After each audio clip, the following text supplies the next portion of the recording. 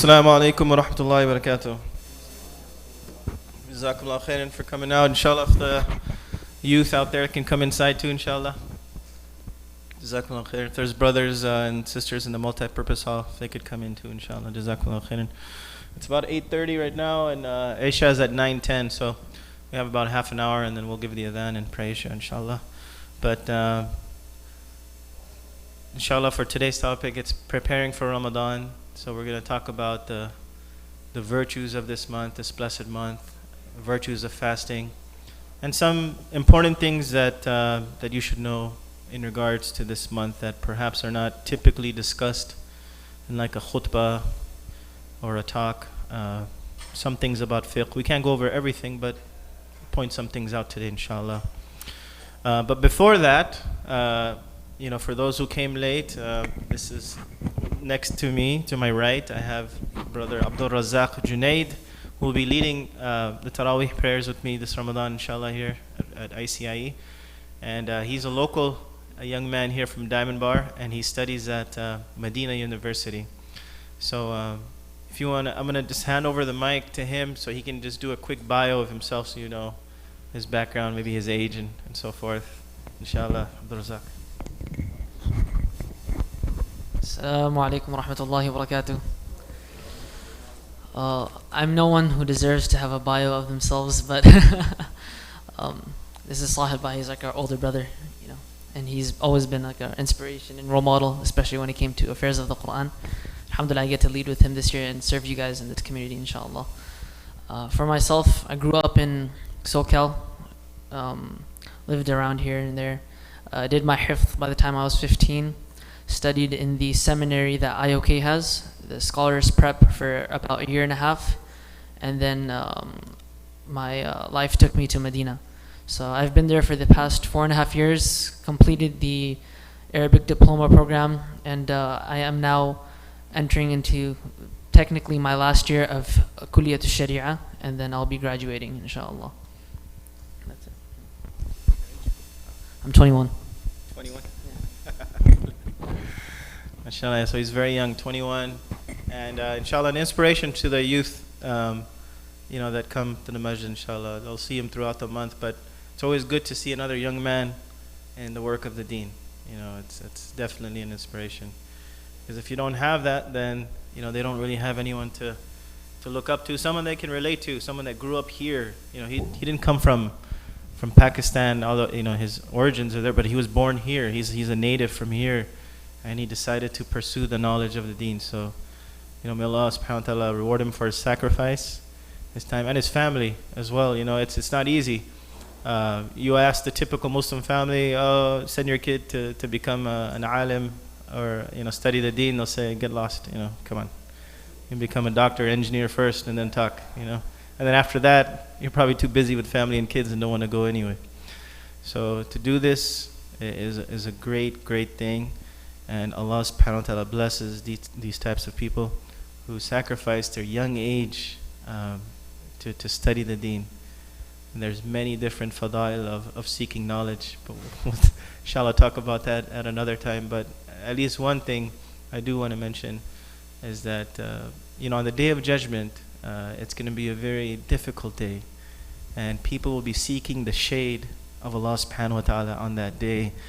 And one particular person that will have the shade on that day is a young man who grew up in the ibadah of Allah subhanahu wa ta'ala.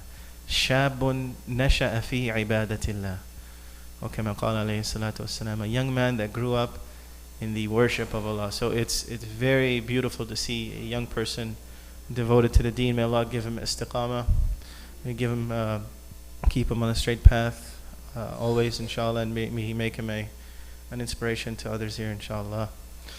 So as you know, we have Ramadan coming up, a beautiful month in which we fast, from the morning to sunset. Typically, when you explain it to a non-Muslim, and I think I've made this mistake too, but you'll say sunrise to sunset.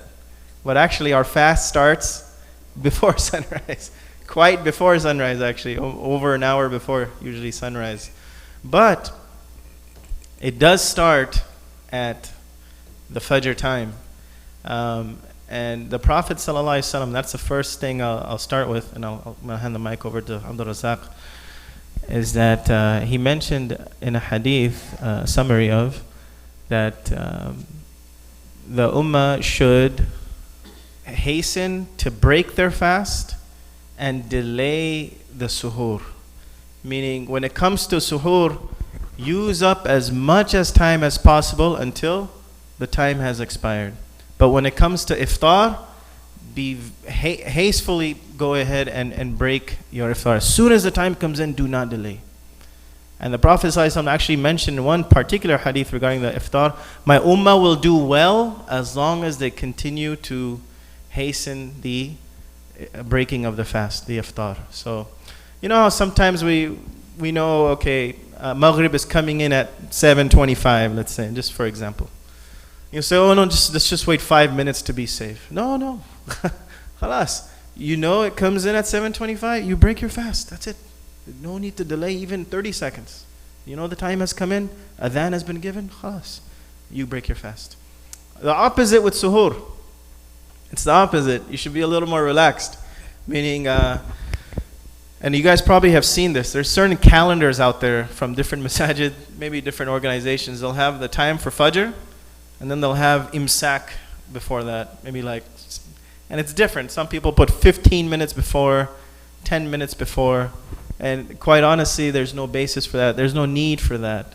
In fact, from the sunnah of the Prophet ﷺ, even if the adhan is being given for Fajr, and you are drinking or eating something, you continue to finish. I mean, don't start a new meal, but but if something's in your hand, you go ahead and you finish it. You got your chai or coffee, water, whatever. Finish it, and then go ahead and pray. And that's absolutely from the sunnah. There's nothing wrong with that. So kind of contrary to what we usually do. We take it. We be cautious at the time of suhoor. We end it early, and then for iftar we delay it. So remember those two things. Delay the suhoor till the last minute, last second, and then for iftar, break it as soon as it comes in. But as you know, this month, the essence of this month is the fasting, right? I mean, this is the main quality or main action that stands out. Of course, there's the qiyam, there's the recitation of the Quran, but the thing that stands out from this month is the fasting. And there's a lot of virtues to fasting, and inshallah, I'm going to pass the mic over to our dear brother Abdul Razak, and he's going to talk about some of the virtues of fasting, inshallah.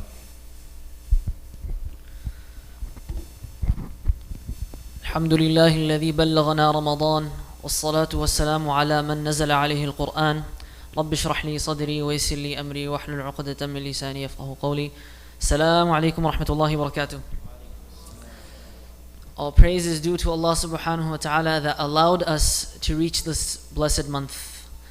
That allowed us to reach this blessed month in which we spend our nights in qiyam and we spend our days in siyam, in which the reward is multiplied and the sins are erased and the levels are raised.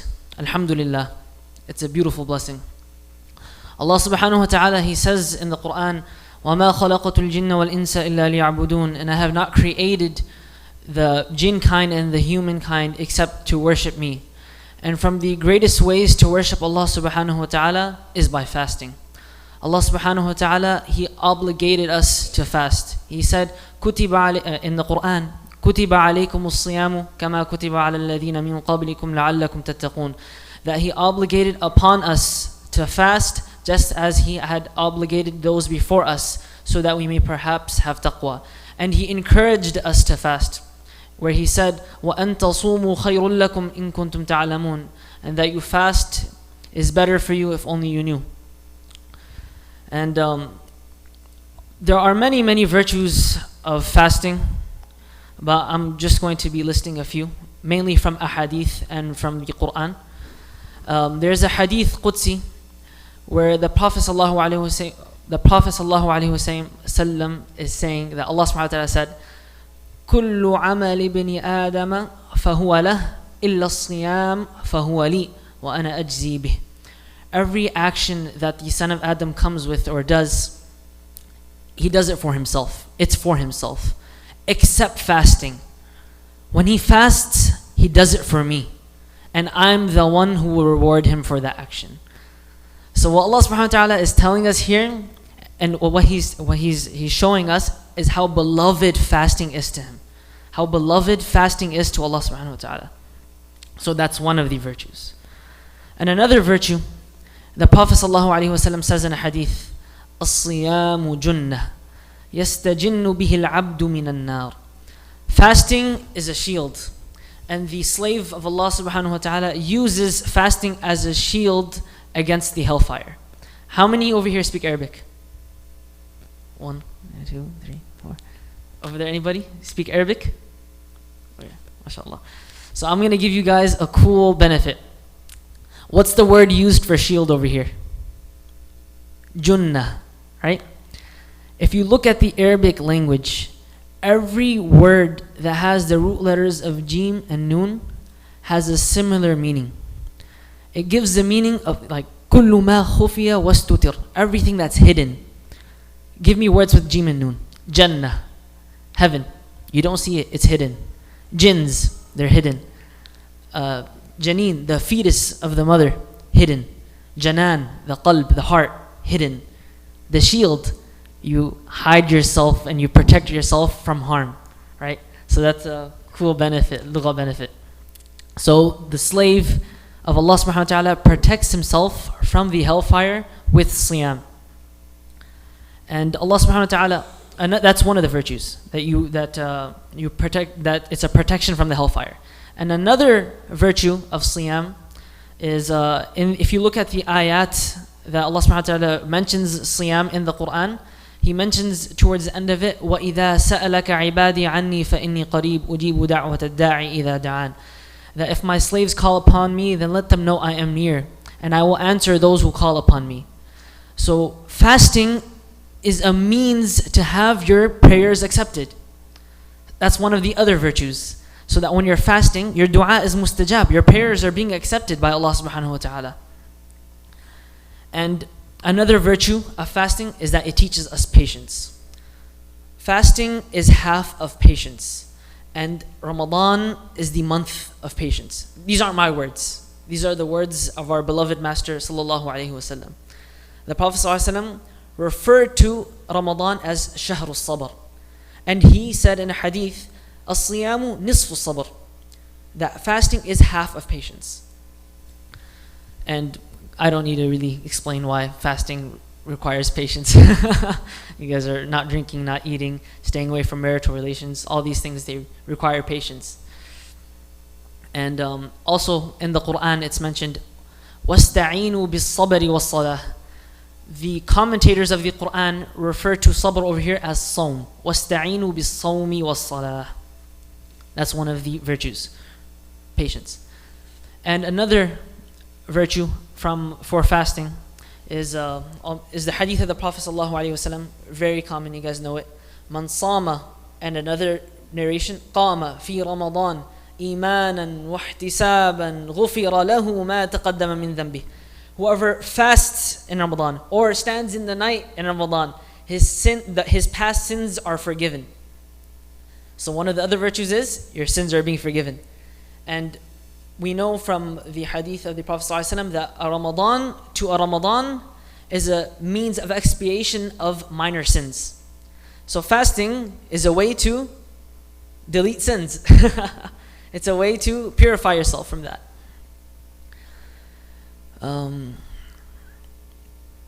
So we covered many of the virtues. From them was the fasting is a shield from the hellfire. That fasting is a means of getting your du'as accepted. Fasting is a means of getting closer to Allah subhanahu wa ta'ala.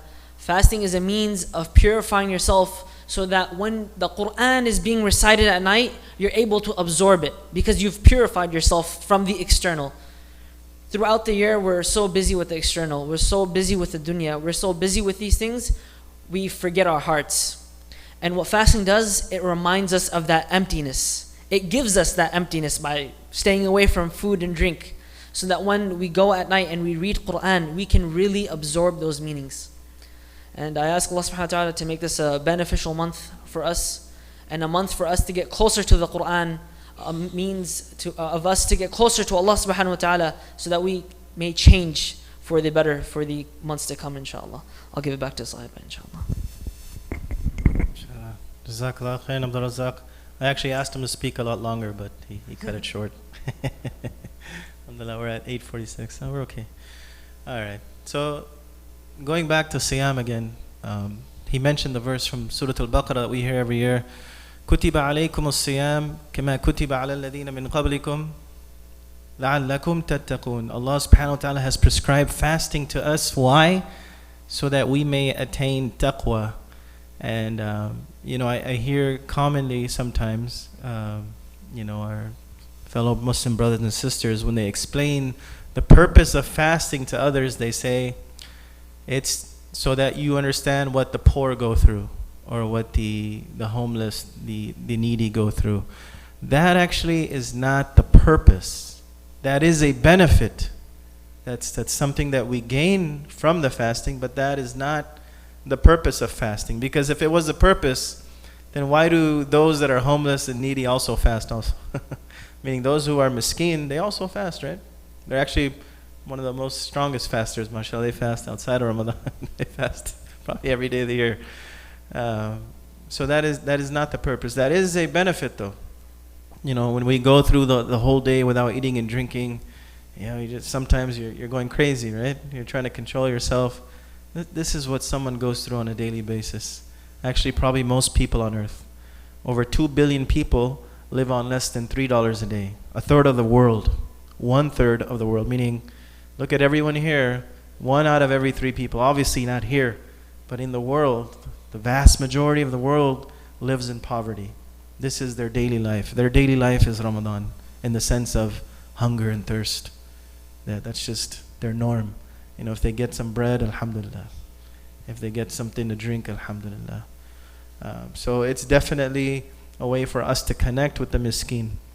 And one beautiful thing about the miskeen too, our Prophet ﷺ mentioned, it is because of these miskeen that we get our rizq. We get our sustenance from the barakah of the miskeen.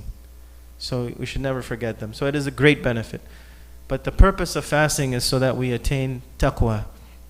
And he mentioned, it's something that requires lots of patience.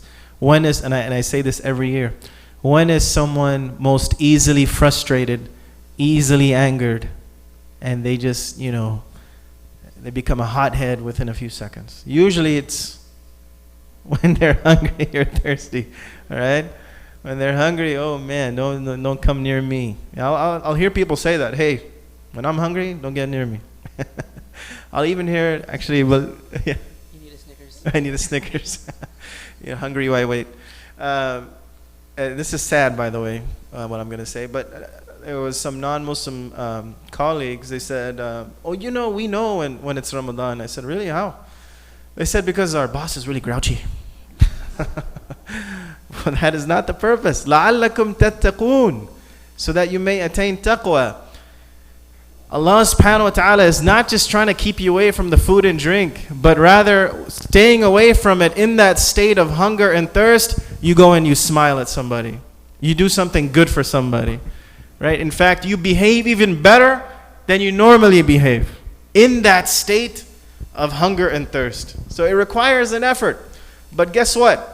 If you could do it in this month for 29 or 30 days, then you can do it throughout the year when you have food and drink.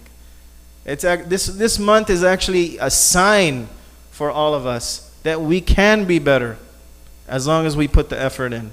And inshallah, may Allah make it a month where we become muttaqeen and have a better character, and then take that character and emulate it throughout the rest of the year, inshallah ta'ala. May Allah subhanahu wa ta'ala allow us to attain that taqwa. Specifically going into the fasting as well, I mentioned we have to have a good character. The Prophet ﷺ also told us some specific things to stay away from also, and here especially. And it's become kind of a natural habit, and that's for people to use foul language or to just say bad things, maybe joke in a false way by lying, just to make someone laugh. and just indulging in talk that is useless. This is very important that we stay away from this. Our Prophet ﷺ told us, مَنْ لَمْ يَدَعْ قَوْلَ الزُّورِ وَالْعَمَلَ بِهِ فَلَيْسَ لِلَّهِ حَاجَةٌ فِي أَنْ يَدَعَ طَعَامَهُ وَشَرَابَهُ. Or كما قال عليه الصلاة والسلام, those who do not give up قول الزور, and we'll talk about zur, basically false talk, but it has a broad category of many things that I mentioned. Whoever doesn't give up قول الزور, then Allah has no need for this person to give up their food and drink. You're defeating the purpose. Can you imagine a fasting person using the F word? Can you imagine a fasting person cursing out his wife? Or a husband, vice versa. Usually it's the husband saying something to the wife, which is bad. It's totally bad. This is wrong. Should not be doing that. It doesn't befit a believer. If you were to just design a believer, with a pencil and describe him or her, would you ever describe this person as someone who fasts in Ramadan and uses foul language, or talks dirty, or talks nonsense, talks rubbish? No, never. So, inshallah, let's try to control our tongues. Lesson first for me and for everyone else, inshallah. And don't use, bad language. And I know it becomes such a habit here. Wallahi, you go to work and your colleagues cuss left and right. Every other sentence, it's F-bomb, B word, this, that. Look at this MF, whatever it is. I mean, it becomes so natural, you don't even think about it. You don't even think it's a bad word anymore. Wallahi, it is. It's not good. And our Prophet ﷺ has mentioned many other hadith in regards to the words people say and they don't care about. These can lead people to the fire of Jahannam. Na'udhu billah. May Allah save us. So, inshallah, let this month be a month where we restrain our tongues and we stay away from bad speech. Inshallah ta'ala. Inshallah, you won't have the energy to do it. Inshallah. In regards more deeper into the fasting, actually, I want to mention one last virtue, and then I'm going to go into something called fidya and kafara. And I know people have questions about that, but we'll talk about that real quick. But as you know, this month he mentioned a hadith that the deeds of Adam, the children of Adam, the son of Adam, all of us, are multiplied. Generally speaking, they're multiplied. Outside of Ramadan or in Ramadan. But in Ramadan, they are multiplied even more. They are multiplied to a greater magnitude. While you are fasting and committing a good deed, it's not the same as, eating and drinking outside of Ramadan and performing a good deed. They both are good. Both situations will get rewarded, but the one in Ramadan will be multiplied. Much, much more. So, knowing that, should we not do the things that are most beloved to Allah subhanahu wa ta'ala in this month? If you know your husband or your wife really loves something particular, right? Whether it's wearing certain clothes or looking a certain way. I know a common complaint of brothers is they want to come home, they want to see their wife beautiful. They don't want to see her like a buffalo. But this makes them really happy. They come home from work, and the wife is looking good. They're very happy. The sisters, maybe they're not really into that. Yeah, the brother can wear some gel and all that, but they'd like for them to help out with the chores in the house. Maybe clean the dishes once in a while, pick up your clothes, fix the bed sheet, things like this. Whatever it may be, people have different desires and they get really excited for it. It makes them really happy. Maybe a gift, a ring, whatever the case is. Allah subhanahu wa ta'ala also has things that are beloved to Him. So we should know what they are. And our Prophet ﷺ mentioned, and remember, this is our Creator, right? So we should be pleasing Him before anyone. Our Prophet ﷺ mentioned a few things that are most beloved. I'm not just saying beloved, the most beloved to Allah subhanahu wa ta'ala. So they should be like at the top of our list. Just put it on your door when you walk out. I need to do at least some of this today. He first starts off with this hadith and he mentions, Ahabbun nas ilallah. Anyone know? Anfa'uhum linnas. The most beloved people to Allah subhanahu wa ta'ala are who? He first starts off by saying the most beloved people to Allah subhanahu wa ta'ala are those who are beneficial to other people. Those who are the most beneficial to other people. You help somebody. People that are always helping others. These are the most beloved to Allah. And you know what's unique about that? If you are beneficial to others, guess who else you're beloved to? People themselves. So the people love you and Allah loves you. In fact, these are the most beloved to Allah. أَنْفَعُهُمْ لِلنَّاسِ. They provide some benefit to mankind. And then he goes on to say, alayhi salatu wasalam, وَحَبُّ الْأَعْمَالِ إِلَى اللَّهِ. And the most beloved deeds, remember this, the most beloved deeds to Allah are what? He mentions a series of things.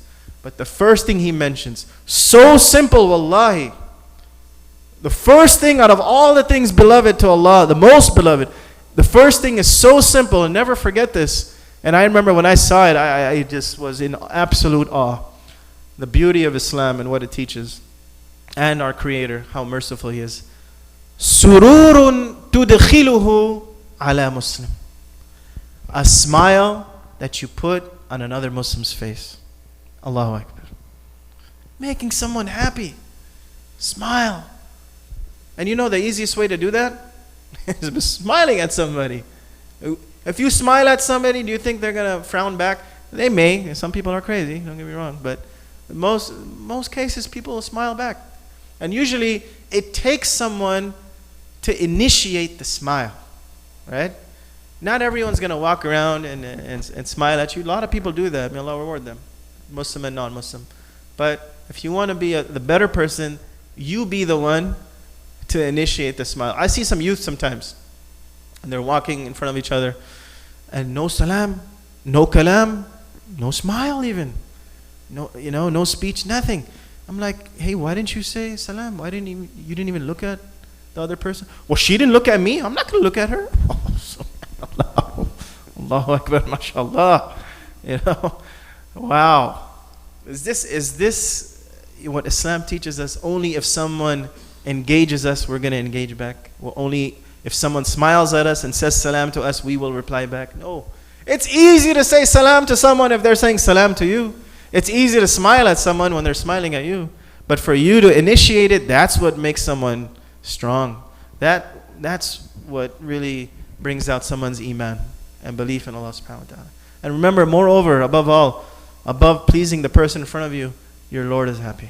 Allah subhanahu wa ta'ala is happy when you're making someone happy. So spread the smiles, get sadaqah. Remember, smiling is charity, like giving money.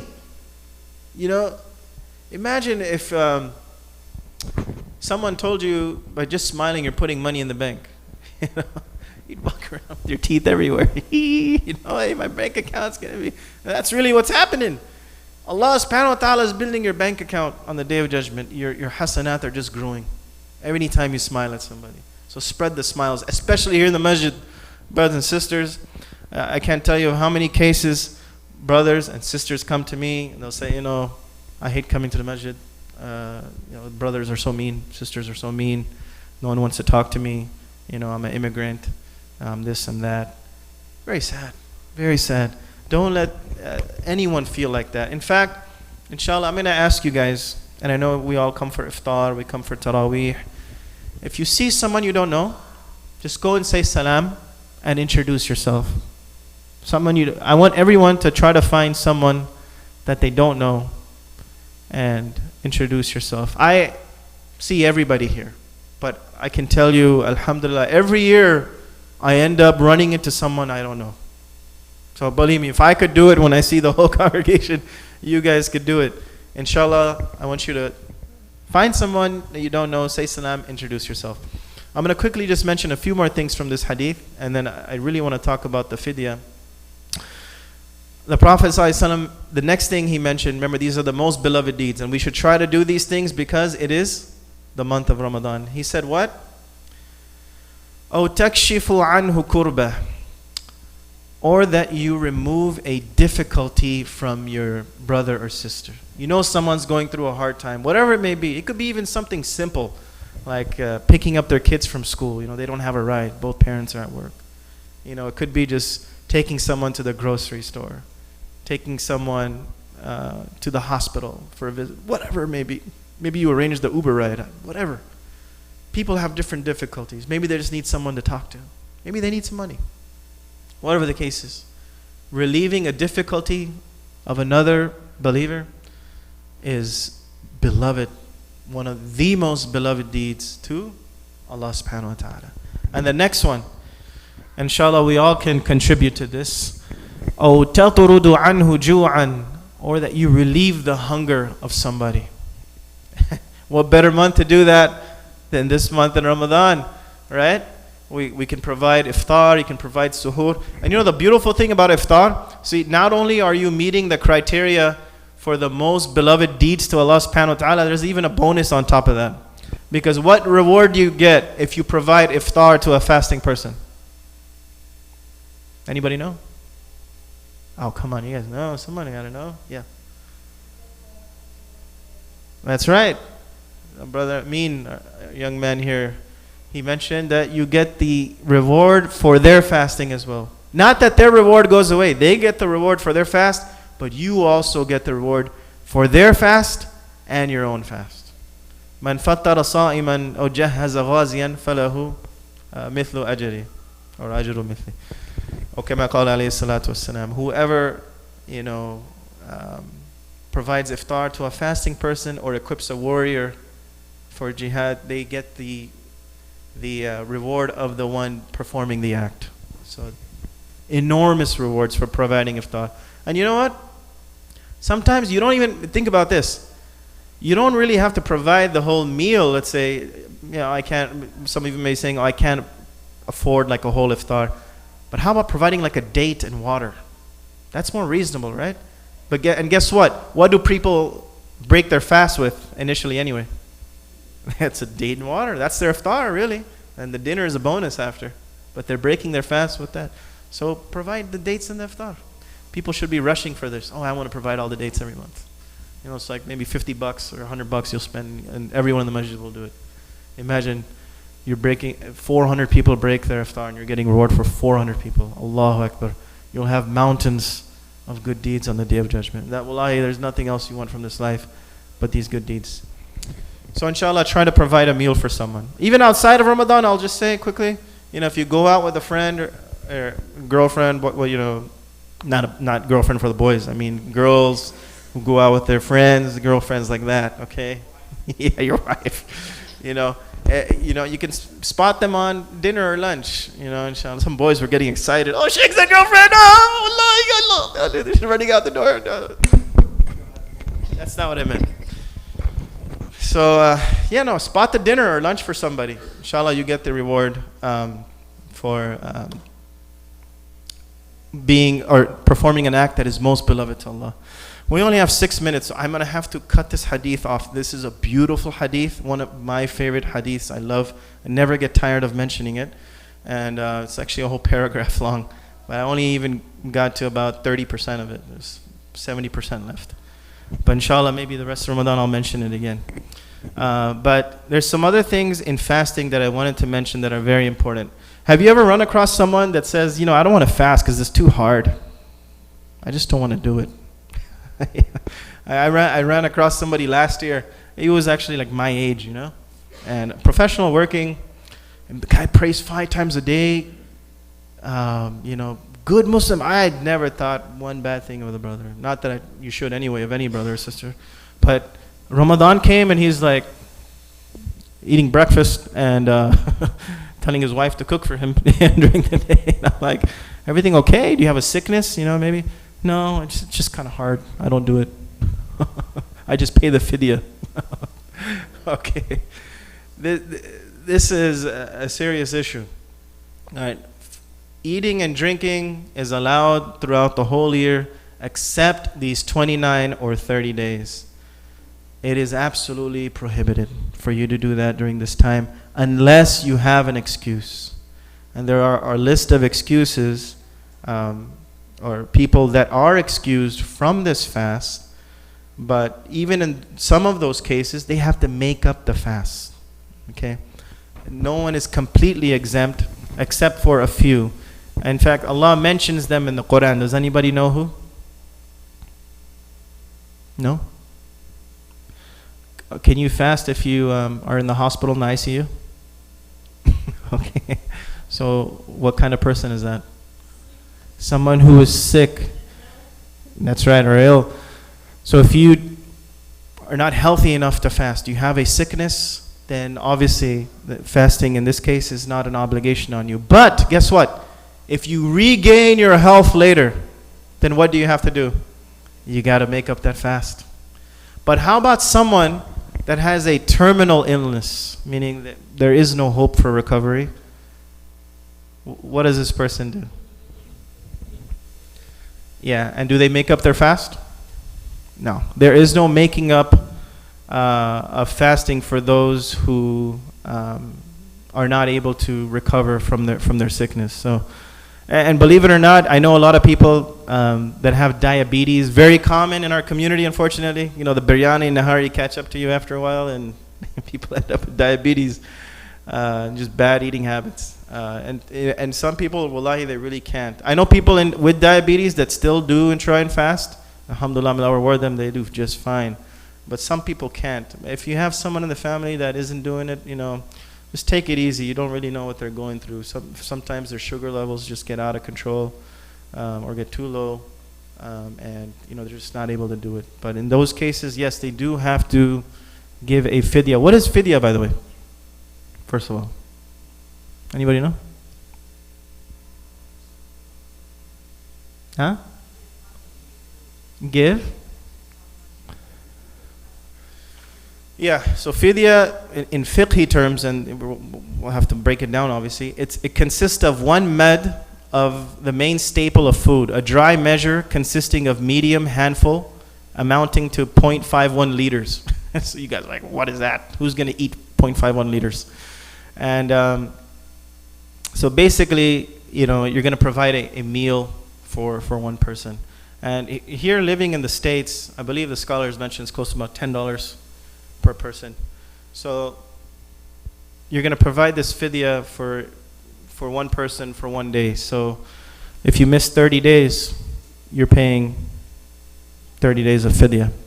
Right. There are also some other people that have to give the fidya as well.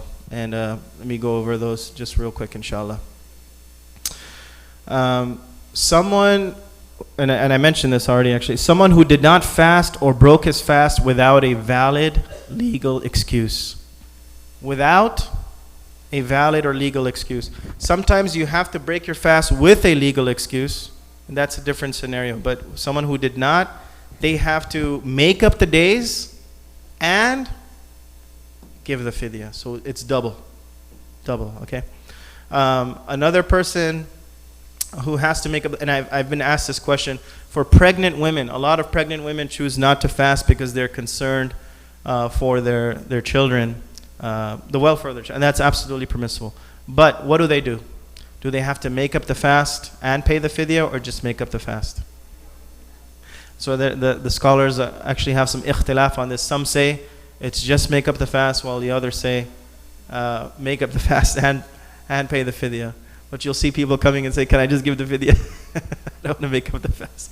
You have to make up the fast. At a minimum, at least if you're taking even the easiest of the opinions, which is not the best or advisable thing to do sometimes, but in this case, you should at least make up the fast, inshallah. And how soon should you make up that fast, by the way? As soon as possible, yeah. In some cases, before the next Ramadan, actually, yeah. Some scholars do mention that as well. And it's time for Isha. I don't want to delay you guys anymore, but there's one more thing I do want to mention. There is also something called kaffara. Anyone know what kaffara is? Yeah? So this is someone who nullified a day of Ramadan through something more serious, okay? And through a particular marital relation. And if someone does that, and believe it, you may be saying, why are you even mentioning this? It happens. And people don't understand when they do this, they have to do kaffara. It's not just fidya. Do you know what the kaffara equates to when it comes to fasting? 60 days. in 60 days, continuously without missing. Some scholars even say, actually all of them pretty much say, if you miss in between, you got to start all over. Imagine you did 45 and you missed one. Ooh, very hard, right? So the other option of the kafara is what? He said, and it's in the Quran, إِطْعَامُ سِتِّينَ مِسْكِينَ, that you feed 60 people. And that's for one day. So if you engage in an act where you have to perform the kafara, be very careful. That it requires a serious a remedy to clear that. Okay, either you're going to fast 60 days straight or feed 60 people. There are some other exceptions that I wanted to talk about. Obviously, the menstruating women, they do not obviously perform the fast. In fact, even during the fast, even if it's for 1 minute that the menstruation cycle came in, they have to make up that fast. Okay, so these are things important to know. For the brothers, another important thing I want to mention: if you wake up, and this happens a lot because people miss suhoor a lot, so I want to mention this. If you wake up in the state of janaba, anybody know what the state of janaba is? A major impurity, right? And for those of you old enough, you should know what that is. But if you wake up in a state of major impurity and it's Fajr time, are you allowed to fast? Yes, you are. Yeah, you would take the shower, you would pray, and you would perform. You would continue with your fast, and there's actually nothing wrong with that. But if you are in your fast and you enter into the state of janaba in your fast by doing something, then guess what? Your fast is gone. And depending on what you did, there's kafara as well. Okay. There's other scenarios that I wanted to talk about that are important to mention, but we really don't have the time. I've exceeded my time, inshallah. But just remember those things. And the last thing I want to mention really quickly, the intention. The intention. Obviously, the intention is necessary, but the way people do it sometimes is misunderstood. Is it required for you to say something specifically before, a Fajr prayer during your suhoor? No, there is nothing, specifically that needs to be said. Rather, the intention is done in the heart. Even some scholars say you can even have a general intention for the whole month. And if you wake up on a particular day and you woke up late, that's okay. You had an intention to fast for the whole month. But generally speaking, every day, it's just an intention in the heart that you intend to fast. Of course, for the sake of Allah subhanahu wa ta'ala in the month of Ramadan. But, there's no specific wording exactly. There are things that people write that, that are nice to say. Inni nawaitu min sawmi min shahri Ramadan and things like this. That's fine. But really, it's the intention in the heart, inshallah. There's a lot of other things to talk about, but inshallah we'll try to break it up during the month of Ramadan. We'll have Abdul Razak go over some things too, inshallah, and I'll do some myself. And so without any further ado, I would ask someone to just give the adhan, inshallah. And would anyone like to volunteer? No? Wow. Nobody wants to give the adhan? You want to give the adhan? Okay, go ahead. And then right after the adhan, we'll just start the fard prayer, inshallah. I'll move this table out of the way.